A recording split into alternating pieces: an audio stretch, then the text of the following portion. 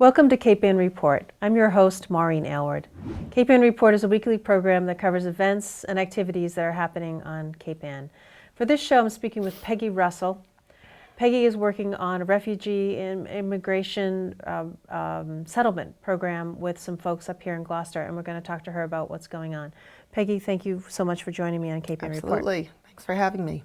Yeah, so Peggy, let's first say people might know you from Pop Gallery on Main Street. Yep. And you've been up here since 2010 is when we opened, and fully operational since 2011. That means year-round. So the store is now 100% staffed, and me most of the time, and then some wonderful other helpers. So yeah, it's a full boutique gallery. There's my promotion for that. Well, I just wanted to make sure that people know who you are and Absolutely. why you're up here. And you live up here full-time, and you have a pretty wonderful story to tell us for this show. You had an awakening. You read a newspaper article. Why don't you just open up with the beginning of how you got to this place, and then we'll get more into the details of the refugee resettlement. So I'd say about 6 months prior, there was an article in the Globe, and I can't recall if I turned to the page or read it online, but in the section of the Globe, regional section, it was a discussion about Syrian refugees being placed through offices in Worcester of the sponsoring organization that I eventually signed up for. And it's called the Refugee Immigration Assistance Center. And they have offices in Worcester, in Lynn, and then in Jamaica Plain. I'm a former JP'er. I'm a former Bostonian of 30 plus years. And I relocated here myself, not as a refugee, but as a newcomer in 2010. I was still commuting. By 2013, I moved up here permanently. So anyway, I'm reading this article about 6 months ago, and it caught my attention because also in Maine, where my family has a place in New Gloucester, there's a lot of Somali refugees. And this organization, REAC, started by placing Somali, Ugandan, and Congolese families, again, from war-torn situations, et cetera, and bringing them into the United States and settling them. So after reading that there were Syrian refugees coming as close to Worcester, I sent an email to the author of the article, whose name I don't recall. And I waited, and no one responded from the Globe. And, you know, out of sight, out of mind, things got busy in the store. Summer happened, and then the election started heating up. And then the election happened.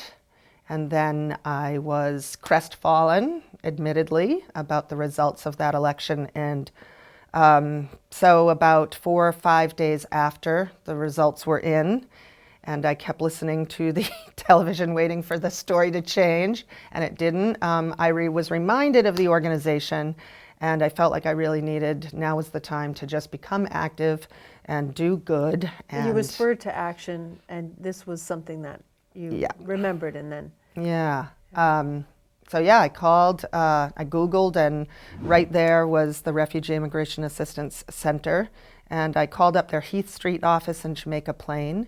And, you know, within days was sent a volunteer form. And that was my date, seriously, of sending them, emailing them all my details, was November 18th. And November 22nd, I was sent to Logan Airport to pick up a family of 5 from Afghanistan. That's where the story begins, so here we are. Wow, so there's been a couple of families, one from Afghanistan, one from Syria, that is coming to Gloucester and making Gloucester their home. They are making Gloucester their home. We don't know how long they will decide to do that based on, you know, choices that they will have once they get acquainted with the United States. But at any rate, yes, for now, their rents are paid for a few months while they get on their feet, and then the rest of that is, of course, coming through donations and help, and that's the champion. I'm the champion of that cause, is to sort of get people motivated to, you know, who want to participate and help. So Gloucester has been amazingly receptive so far, and also generous. Oh my God, yeah. Tell me about that part, because this is oftentimes we don't hear the collective community coming together to help, especially in this case where we've got refugee families coming right into town. One of the most outrageous things about this community is how interconnected, you know, again, it is a It is a city, but it is a small town, and so the word of mouth and how everybody's interconnected happens fast. And I've seen that since I got here. I mean, we've done fundraising for so many groups, organizations, church groups, schools, basketball teams, you name it, we've donated at the store, and I've been watching this community for some time. So when this situation occurred, and there's a story behind that, but anyway, when this situation occurred, I needed only to call my neighbor upstairs, and from there she called this person, and from there we called that person, and it was just the It just viral happens, nation. right? Oh yeah. I know, it happens up here. Yeah. That's what makes Gloucester and Cape Ann fantastic. There are some incredibly capable, And motivated, caring. and caring people here, whip smart, connected, and just, again, And willing to do it. Willing willing to do the and work. just like, Generous. this is the motivation. It's like, okay, what do you need? What do you got? What do you need? And they don't, they don't mess around. They're really right, active. Right. Which has been a blessing and a curse. Now we have so many volunteers and so many people that want to help. It's managing all of that. So how did you help the families get settled? Because that in itself has been a really huge taking on for you. It's not done yet. So did you have to get them? You picked them up at the airport? Did they have some place to go? Yes, so I couldn't possibly take credit for all of that. But what the organization, the REAC organization, did was identify and arrange for the housing. And they identified Gloucester because it was within a reasonable distance from the Lynn Center, which is the New American Center, and the families will be going there for ESL classes and some job training, and there are other services they're hooked up with there. But at any rate, I don't think the REAC folks knew quite how far Lynn it really is from Gloucester. Right, it's not a close drive. Yes, no. They had one family already here from the Congo. And that had gone well. Again, it was finding available housing stock that was reasonably priced and that was within, again, reasonable distance from their Lynn office. You can get to Lynn from the train. You can, yeah. Take it down. So so they had housing and they had rudimentary furnishings, beds, new mattresses, beds were set up, but I jumped in. I mean, the Syrian family was here since October 26th. When this family came the night before I was to pick them up, I went over there and met the Syrian family, and again, with no language skills whatsoever, we just gestured and worked with the caseworker, who's Congolese, and his English was difficult to understand. So it was a lost in translation, wonderful evening of screwing together furniture and having them help set up for the family coming the following day. And this was 2 days before Thanksgiving. My store being really busy, Right. it was It's a challenge. perfect time in some ways for it to happen, even though we get caught up in the holidays. This is what Put our the thanks shared back in common Thanksgiving. humanity- Yeah, this is our common humanity coming together. Absolutely. To help people who have most certainly gone through an incredible, tragic. Oh, these guys had Story. full lives. I mean, both families, 2 of the eldest sons were in college, one at Damascus University, Yeah. the other one studying nursing in Kabul. I mean, the father of the Syrian family is an amazing florist. I've seen examples of his work. He had his own floral store. He, did major banquets, and these people had full and engaged and connected lives and Yeah. lots of turmoil. Yeah, I'm familiar with an Afghani family that came many, many years ago and was part of a school that my children went to, and helped through the House of Peace in Ipswich. It does a lot of the similar work, brings Iranian children over, or like Afghani children who have been terribly injured in the war for Wow, treatment. great. And the family was amazing. The father was a doctor, and the mother was a math professor. Yeah. And they come over, and their lives are totally different.